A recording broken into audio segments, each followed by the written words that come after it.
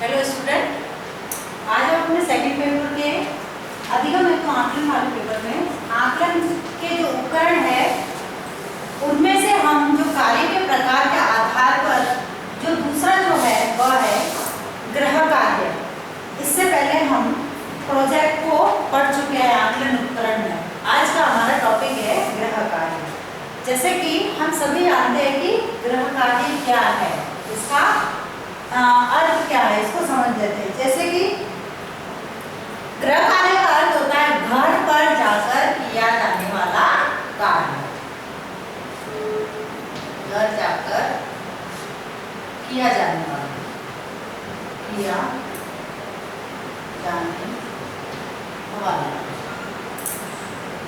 वह गृह कार्य कहलाता है।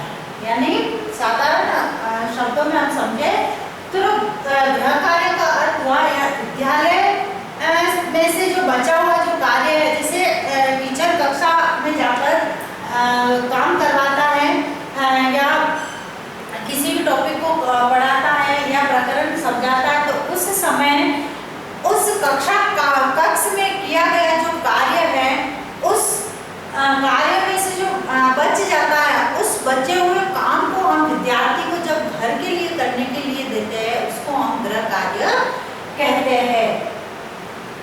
यानी समय अभाव के कारण कभी कभी ऐसा होता है कि एक पीरियड कक्षा में जो पीरियड होता है वो हमारा 30 या 35 मिनट का होता है। तो इस 30-35 मिनट के अंतर्गत जो है हम जो टॉपिक लेके जाते हैं, यदि वो टॉपिक या वो कार्य यदि हम पूरा नहीं हो पाता, तो उस कार्य को पूरा करने के लिए विद्यार्थियों को घर पर करने के लिए वह कार्य दिया जाता है। तो उसी को वही दिया गया कार्य गृह कार्य कहलाता है।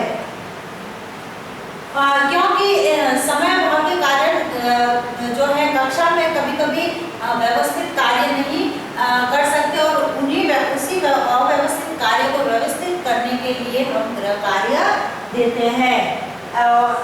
इस दृष्टि से अगर कहा जाए तो गृह कार्य का तात्पर्य यह हुआ कि विद्यालय विषयों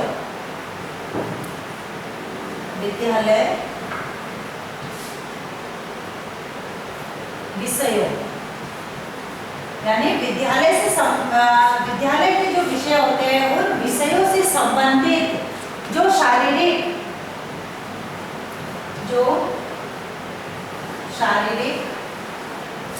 और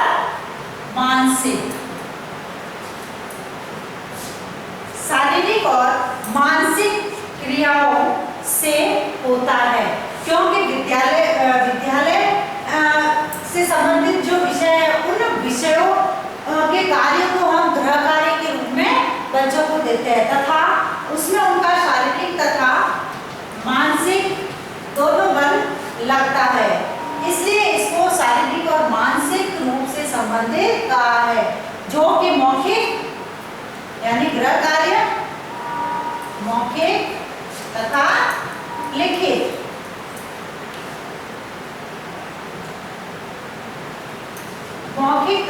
लिखित रूप से अध्यापक द्वारा दिया जाता है, जिससे कि विद्यार्थी घर से पूरा करके लाते हैं।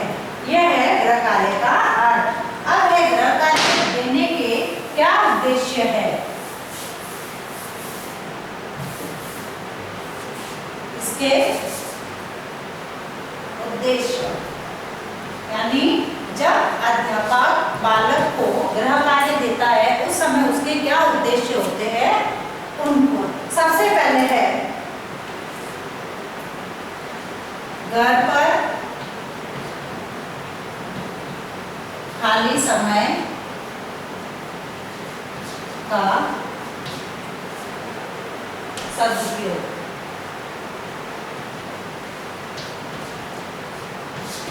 यानी गृह कार्य देने का उद्देश्य यह है कि ताकि बच्चे जो घर पर जाने के बाद जो उनका खाली समय होता है, उस खाली समय का वह सदुपयोग कर सके। क्योंकि यह माना जाता है कि खाली दिमाग जो शैतान का घर होते हैं, और बच्चे जो है उत्पाती होते हैं, और यदि उनको किसी कार्य में उलझाया जाए तो वह उस कार्य में व्यस्त हो जाएंगे तथा अपने कार्य में लगे रहेंगे, जिससे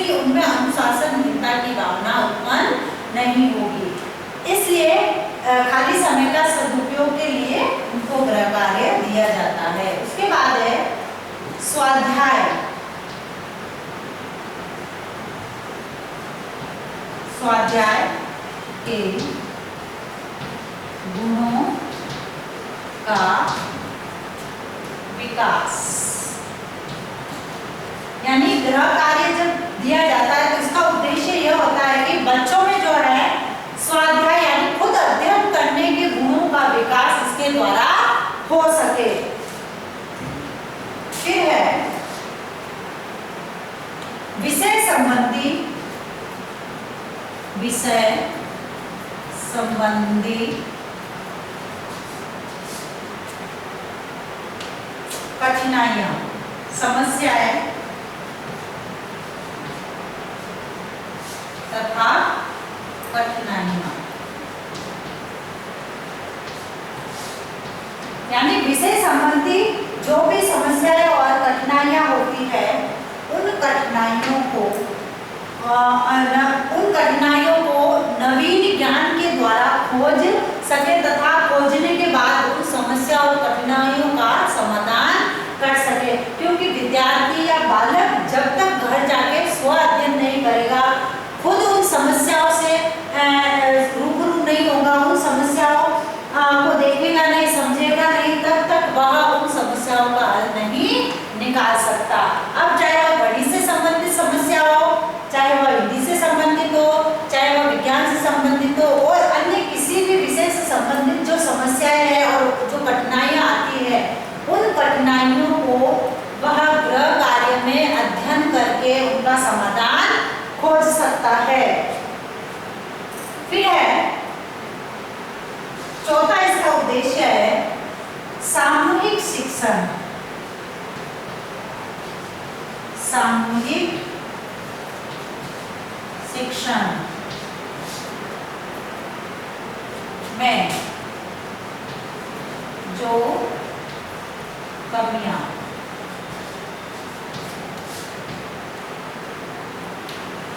यानी सामूहिक कक्षा में जब अध्यापक पढ़ाता है तो सामूहिक रूप से पढ़ाता है और सामूहिक शिक्षण में जो कमियां विद्यार्थियों को लगती है कि हमारे सामूहिक शिक्षण में कुछ कमियां रह गई है, तो उन कमियों को गृह कार्य के माध्यम से दूर किया जा सकता है और सुधारा जा सकता है उन कमियों को।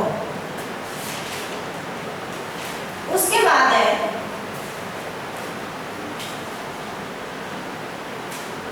गृह कार्य के माध्यम से छात्रों में दृढ़ विश्वास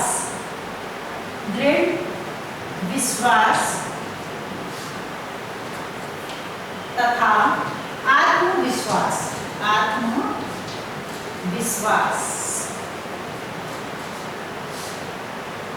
उत्पन्न कर सकते हैं। यानी गृह कार्य का उद्देश्य विद्यार्थियों में दृढ़ विश्वास और आत्मविश्वास जागृत करना, जिससे कि विद्यार्थी किसी भी समस्या को हल कर सकते हैं गृह कार्य के माध्यम से।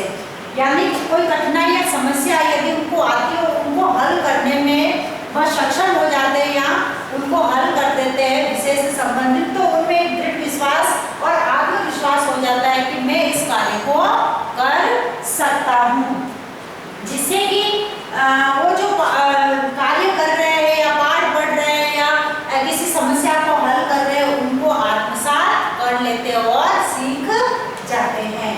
उसके बाद है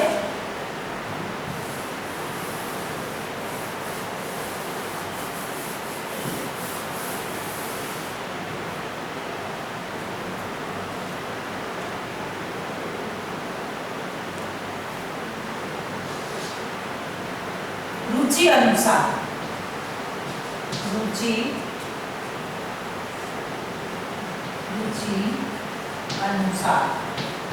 यानी गृह कार्य का उद्देश्य है कि विद्यार्थी किसी भी कार्य को अपनी रुचि के अनुसार कर सकता है, जिससे कि उनको जिसमें रुचि हो उस रुचि के आधार पर वह किसी भी कार्य को कर सकते हैं। फिर है स्वतंत्र रूप से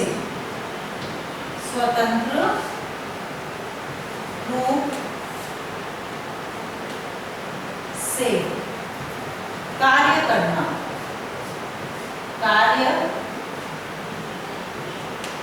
करने की आदत सोचने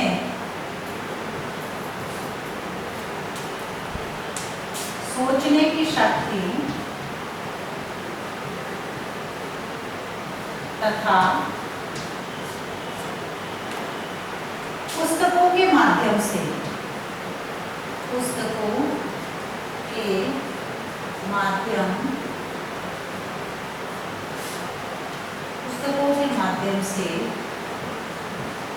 ज्ञान वृद्धि के अवसर मिलते हैं। यानी गृह कार्य का उद्देश्य है कि बालक जो है स्वतंत्र रूप से किसी भी कार्य को कर सकते हैं तथा उनमें जो है सोचने की जो शक्ति है वह सोचने की शक्ति का विकास होता है तथा वह पुस्तकों के माध्यम से जो है उनके जो है ज्ञान में अधिक वृद्धि होती है। क्योंकि घर पर जाकर यदि किसी कार्य को करने में वह व्यस्त रहेंगे, किताबें पढ़ेंगे तथा उन किताबों के माध्यम से वह अपनी समस्याओं को हल करेंगे तो उससे उनके ज्ञान में वृद्धि होती है।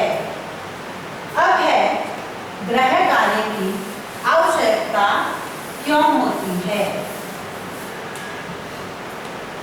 आवश्यकता यानी शिक्षक द्वारा जब बालक को गृह कार्य दिया जाता है तो वह गृह कार्य देना क्यों आवश्यक है, क्या आवश्यकता है गृह कार्य की। जबकि शिक्षक जो है विद्यालय में उस कक्ष में सभी उनकी जो शिक्षण सामग्री है उन शिक्षण सामग्री को पूर्ण करा चुका होता है, किंतु फिर भी गृह कार्य दिया जाता है, वह क्यों आवश्यक है। सबसे पहले सीखे हुए जो नियम होते हैं, नियम, सूत्र, सिद्धांत, परिभाषाएं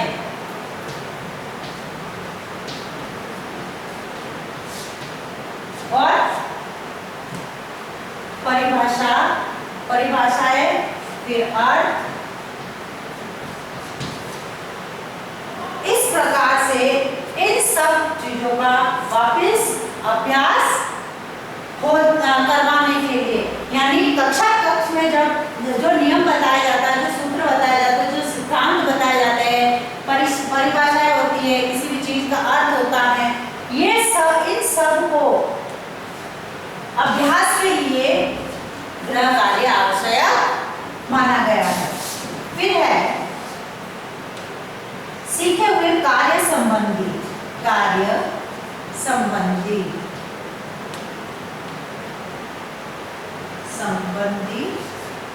यानी जो कार्य उन्होंने किया है उस कार्य को जो उन्होंने सीखा है उस कार्य से संबंधित जो सीखे हुए ज्ञान के प्रति आत्मविश्वास प्राप्त करने के लिए कि जो कार्य हमने सीखा है वह हमारा कार्य अच्छा है या हमने जो किया है वह सही है। फिर है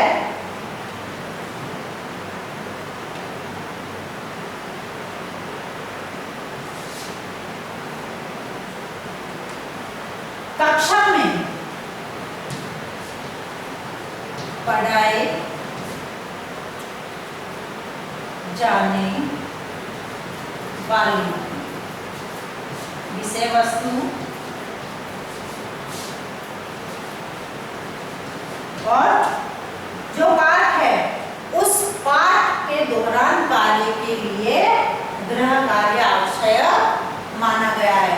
और इस प्रकार से हम कह सकते हैं कि गृह कार्य जो है वो विद्यार्थी के लिए अत्यंत आवश्यक माना गया और आवश्यकता मानती है, क्योंकि गृह कार्य के माध्यम से जो है विद्यार्थी जब उस चीज का दोहरान कार्य करते हैं तो दोहरान कार्य करने से उनमें जो आत्मविश्वास आता है, जो कार्य करने की गति होती है, जो सुधार कार्य किया जाता है, उनमें जो है आत्मदृढ़ता प्राप्त होती है।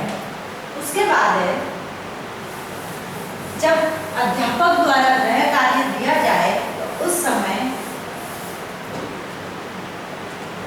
गृह कार्य कैसे दिया जाए, कैसे, यानी किन बातों का ध्यान रखते हुए अध्यापक को गृह कार्य देना आवश्यक है, जिसमें सबसे पहले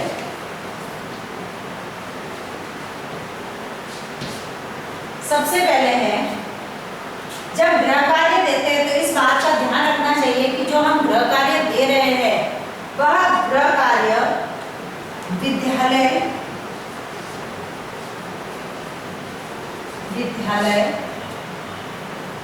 के कार्य की पुनरावृत्ति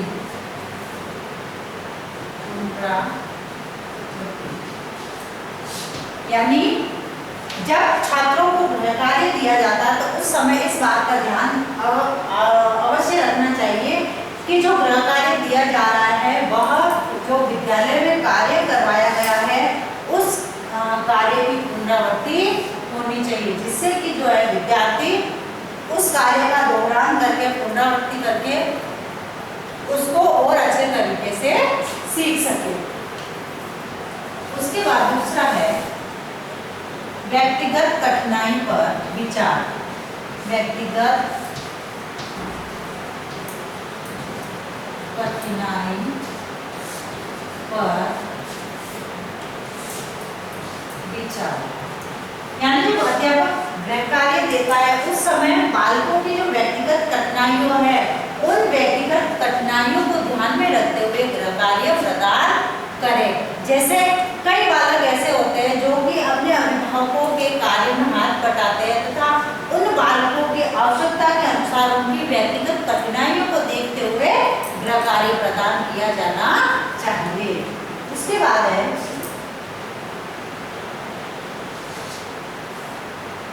छात्रों की रुचि एवं योग्यता अनुसार, यानी जब गृह कार्य दिया जाता है उस समय छात्रों की रुचि और उनकी योग्यता का ध्यान रखते हुए योग्यता अनुसार उनको गृह कार्य प्रदान किया जाना चाहिए। क्योंकि कई बार ऐसा होता है कि कक्षा में जो है अलग अलग श्रेणी के या अलग अलग कैटेगरी के विद्यार्थी होते हैं, जैसे कोई मंद बुद्धि का होता है, कोई तेज बुद्धि का होता है, कोई प्रखर बुद्धि का होता है। इस तरीके से उनकी जो योग्यता के अनुसार उनको गृह कार्य प्रदान किया जाना चाहिए, जिससे कि विद्यार्थी जब हम उनकी योग्यता के अनुसार गृह कार्य देंगे तो विद्यार्थी जो है रुचि से उस कार्य को करने में सक्षम होंगे। उसके बाद है छात्रों की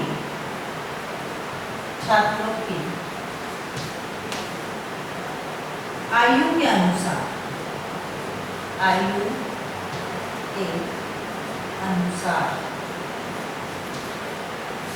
यानी गृह कार्य जो है वो छात्रों की आयु के अनुसार उनको दिया जाना चाहिए। जैसे कि विद्यार्थी यदि 1 से 5वीं क्लास के बच्चे हैं तो उनको उनकी आयु के अनुसार ही उनको गृह कार्य दिया जाना चाहिए, यानी उनकी आवश्यकता के अनुसार। जैसे बच्चे 6 से 12 तक के बच्चे हैं तो उनको उनकी आयु के अनुसार गृह कार्य दिया जाना चाहिए। तो गृह कार्य देते समय बच्चों की आयु के अनुसार उनको गृह कार्य दिया जाना चाहिए।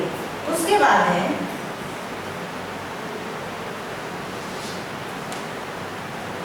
कार्य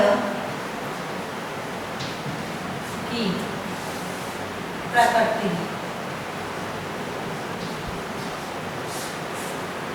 कार्य की प्रकृति से अर्थ है कि बालक को जो गृह कार्य दे रहे हैं उस गृह कार्य की कार्य करने की प्रकृति क्या है। जैसे उनको लिखित रूप से गृह कार्य दिया जा रहा है या मौखिक रूप से कुछ नियम वगैरह याद करने के लिए दिए जा रहे हैं, तो यानी जो गृह कार्य दे रहे हैं उस गृह कार्य के कार्य की प्रकृति क्या है, किस तरीके से वह गृह कार्य को पूर्ण करके लाएंगे। उसके बाद है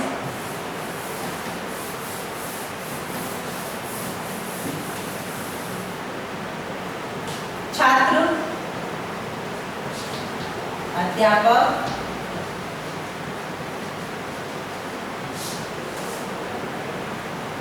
तथा अभिभावक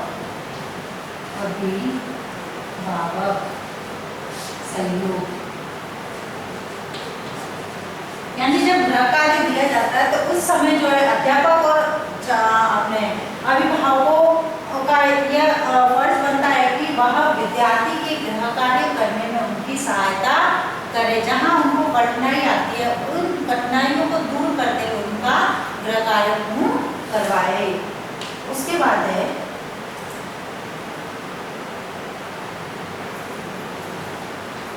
छात्रों की शक्ति का उपयोग, यानी छात्रों की जो शक्ति के उपयोग के अंतर्गत जिस छात्रों में जो एबिलिटी होती है उस एबिलिटी के आधार पर उनको गृह कार्य देना चाहिए। अब है गृह कार्य का क्या महत्व है। गृह कार्य का महत्व,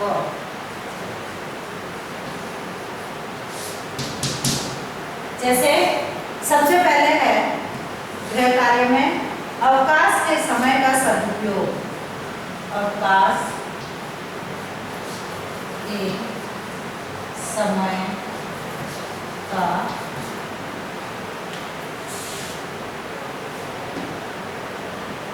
सदुपयोग,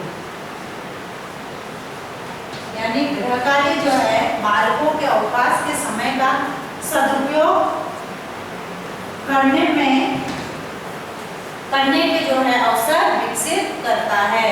यानी जब बालकों का अवकाश होता है तो उस समय विद्यालय से संबंधित कार्य न होने के कारण गृह कार्य के रूप में जो है वह विद्यालय से संबंधित उस कार्य को कर सकते हैं। ठीक है, योग्यता अनुसार, योग्यता अनुसार कार्य करने के अवसर, कार्य करने के अवसर, यानी विद्यार्थियों की जो है योग्यता के अनुसार कार्य करने के अवसर प्राप्त किए जाए। जैसे तेज बुद्धि वाला है, मंद बुद्धि वाला है या मध्यम बुद्धि वाला है, इस तरीके से क्लास में जो है विद्यार्थी की जैसी योग्यता है उस योग्यता के अनुसार उनको अवसर दिए जाने चाहिए। उसके बाद है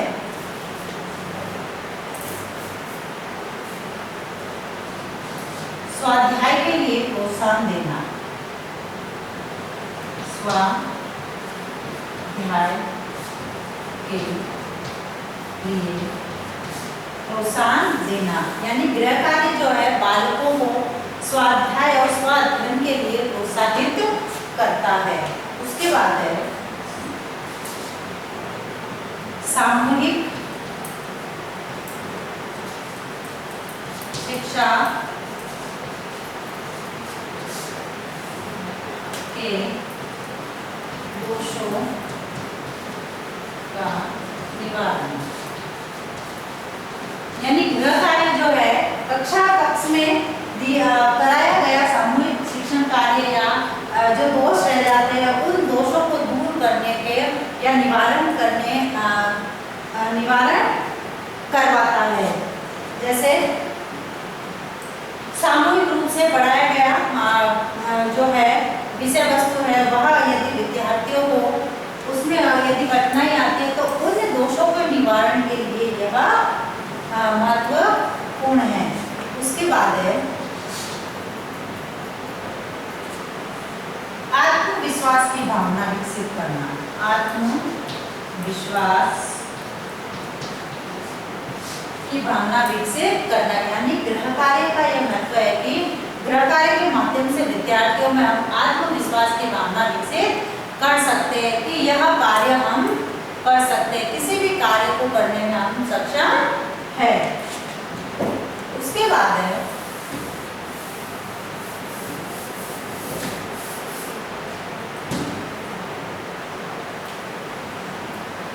स्वतंत्र चिंतन।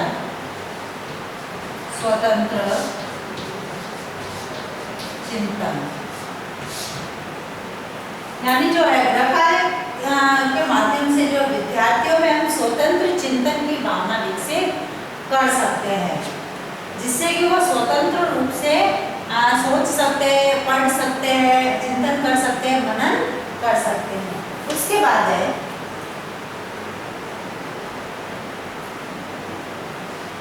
व्यवस्थित रूप से कार्य, यानी विद्यार्थी जो है इसके माध्यम से व्यवस्थित रूप से कार्य करने की आदत का विकास हम कर सकते हैं। फिर है पुस्तकों के अध्ययन में रुचि। पुस्तकों के अध्ययन में रुचि, यानी गृह कार्य के माध्यम से, गृह कार्य का यह महत्व है कि गृह कार्य के माध्यम से विद्यार्थी जो है विभिन्न प्रकार की पुस्तकों का अध्ययन करते हैं तथा पुस्तकों के अध्ययन में रुचि लेते हैं, अपनी समस्याओं का समाधान करते हैं। उसके बाद है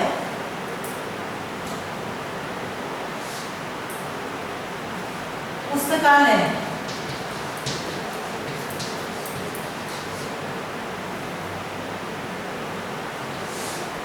का उचित प्रयोग, यानी जब गृह कार्य प्रदान किया जाता है विद्यार्थियों को तो वह उस गृह कार्य को पूरा करने के लिए जो पुस्तकालय होता है उस पुस्तकालय का उचित विधि से प्रयोग करते हैं, यानी उस गृह कार्य से संबंधित जो है किसी भी मैटर को वह उस ढूंढने में लगते हैं। फिर है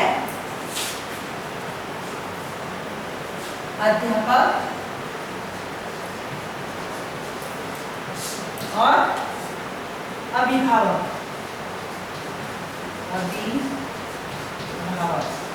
अध्यापक और अभिभावक होता है, उनके मध्य जो है उचित समन्वय स्थापित होता है। अब है इसकी हानियां गृह कार्य की।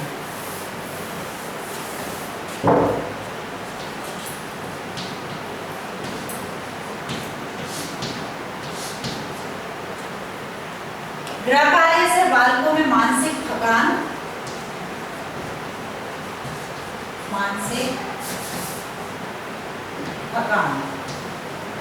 यानी विद्यार्थी पूरे दिन पजल रहते हैं, व्यस्त होने के कारण जो है उनमें मानसिक थकान उत्पन्न होती है। उसके बाद है सामाजिक जीवन की उपेक्षा। सामाजिक जीवन की उपेक्षा, क्योंकि पूरे टाइम व्यस्त होने के कारण जो है सामाजिक जीवन है उस सामाजिक जीवन की वह उपेक्षा करने लगते हैं। फिर है स्वास्थ्य तथा आंखों पर प्रभाव। आंखों पर प्रभाव, यानी इसके माध्यम से जो है गृह कार्य से बच्चों की जो आंखें और स्वास्थ्य पर बुरा प्रभाव पड़ता है, क्योंकि वह पूरे दिन उसमें व्यस्त रहते हैं। उसके बाद है जो खेल और मनोरंजन के साधन है, उन खेल और मनोरंजन के साधनों या समय अभाव के कारण उनका उपयोग ठीक ढंग से नहीं कर पाते।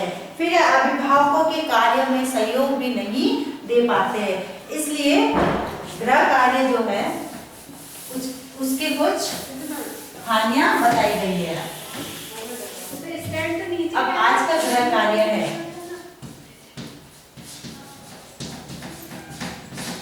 गृह कार्य का अर्थ बताते हुए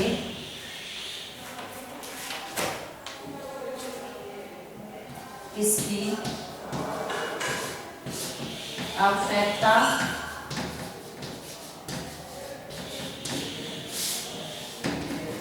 महत्व तथा हानियां बताइए। हानियां बताइए। जैसे कि हम सभी जानते हैं कि कोरोना चल रहा है तथा इससे बचाव हेतु हमें कुछ उपाय करने हैं। हाथों को सैनिटाइज करना है, साबुन से धोना है, मुंह पर मास्क लगाना है। स्वस्थ रहे, सुरक्षित रहे। धन्यवाद।